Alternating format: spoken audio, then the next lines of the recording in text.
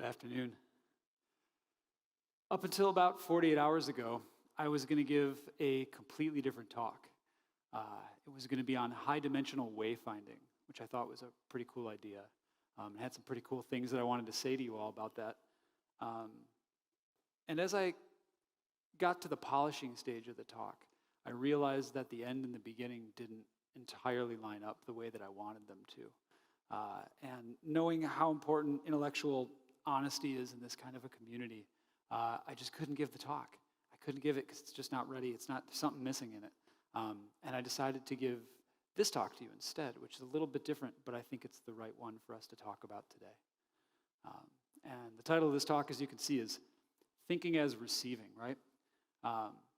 I think we need to think about the way we think about thinking, right? I'll say that again because it's a little tricky. I think we need to think about the way we think about thinking. Everyone in this room, no doubt, does a lot of thinking. But what do we mean by that exactly? You know, if I asked you to multiply 42 times 69 in your head, you might ask me for a minute or two to think about it. But really what you mean is calculate. You know, we have a more accurate word for that, and it's calculate. If I asked you to think about a purple frog, you know, well, that's imagination. Again, we have a more accurate term for that activity. And what if I said, I think that Devconnect should happen every month, right? Well, that's a lot more like a belief claim or desire, right? So, but we still use this term think, and we don't think too much about that term. So, you know, if we just hold up for a second, what is thinking then? What does that term mean? Where do we get it? And when do we use it accurately, if we ever use it accurately?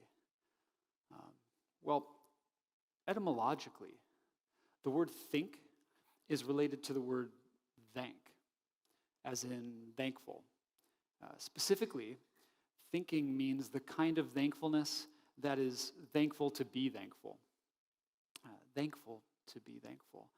If you've ever been in that state of mind, one where you're just grateful to be grateful for that moment, then you know it is a place of deep stillness, spaciousness, openness.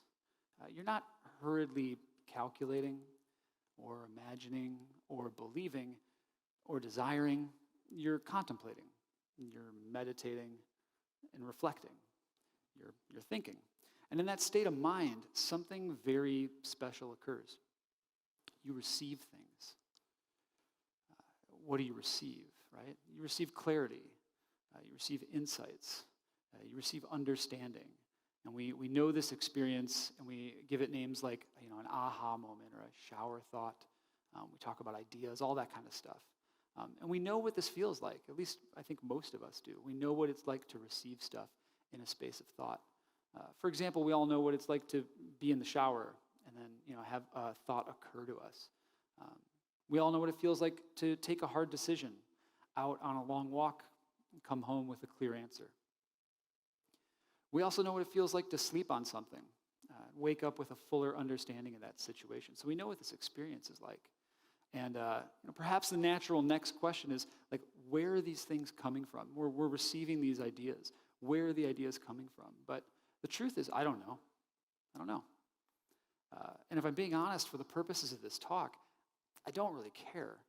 Sure, there's neuroscientific explanations and there's spiritual explanations, but any attempt at a helpful explanation passes over my main point here, which is simply that we all know this experience of receiving. And if we think about it, and think about it in the original sense, then we probably also know how decisive these experiences can be for shaping our lives and our projects and the world. You know, I really think it's a load-bearing phenomenon. So the technical term of art for this mode of thinking is originary thinking. Not original thinking, that's what it looks like sometimes, but originary thinking. Thinking near the origin. The word origin comes from the Latin root oriri, which means arising, ascending, and appearing. And it's also where we get the term orientation, which originally meant to face east in the direction of the rising, ascending, appearing sun. Oriri also grounds the Latin term origo, which means beginning, source, and birth. So this originary thinking experience, it's a birthplace, it's a wellspring, and it's a beginning. And all great poets know this as the ground of the poetic act. Originary thinking grounds the poetic act. Same with artists and writers and any genuinely original thinker, right? The ancient Greek term up here, poesis, this is where we get the word poets and poetry and poetic and poesy. Directly, this means the process of emergence of something that did not previously exist. The process of emergence of something that did not previously exist. In an ideal world, that's not just something that artists and writers and thinkers are doing, but it's also what we're all doing here. It's what you're all doing. You're thinking things that haven't been thought before, and you're receiving these ideas in thought. So, I'm sure there's plenty more legible and less creative projects out there too. An Uber for X, a blockchain for Y, a roll-up for Z. Things that already have a name. The poetic act has already been done. And I'm sure they all address an important need in the overall ecosystem. But actually, I suspect that the most world-changing projects are engaging in originary thinking and poesis. Whether or not they use these terms at all, these are special terms. But in fact, I would go so far as to suggest that all of the most world-changing projects are those that create the preconditions for other people to do both of these. One, to embark on an exploration of originary thinking, and two, to return with something poetic to show for it. I'm incredibly lucky to know a few of those projects that do both of those things. And I'll close this talk by telling you a little more about one of them that I know really well. And that project is the Long Now Foundation. The Long Now Foundation is where I spent the better part of the last decade, directing strategy, directing development, and a lot more. It's a nonprofit based in San Francisco that aims to foster long-term thinking in the framework of the next and last 10,000 years.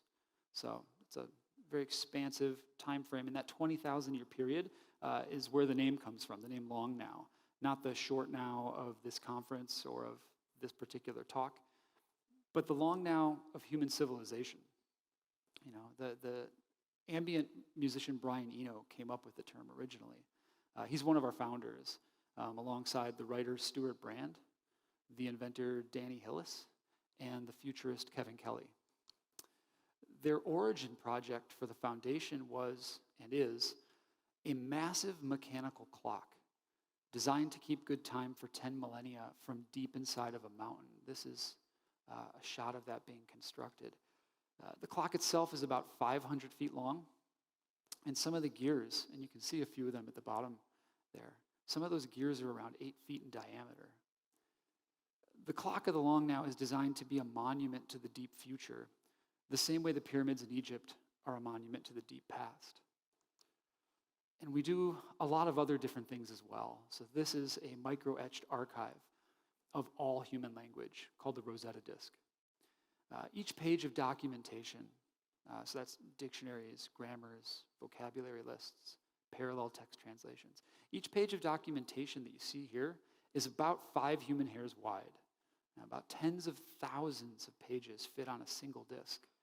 And we landed one of these disks onto a comet a few years ago. You might have seen this rubber ducky-shaped comet in the news. That's Comet 67P, and that's the place where we now have an off-planetary backup of all human language.